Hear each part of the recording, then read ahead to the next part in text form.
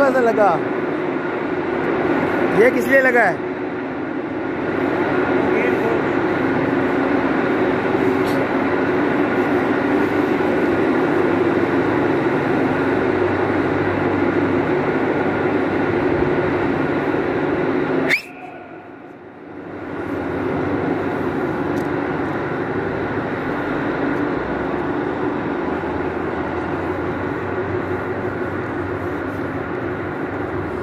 मसला?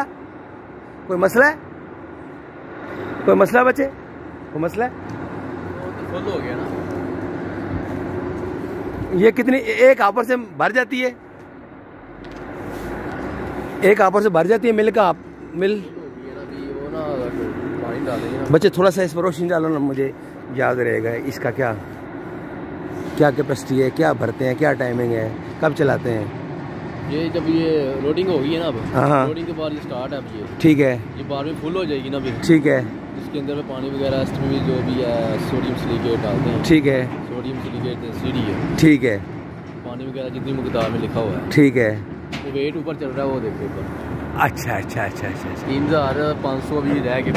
और सामने आ रहा है 3460, 3455। बच्चे इस पे रोशनी डालो, इसमें क्या फीड किया हुआ आपने?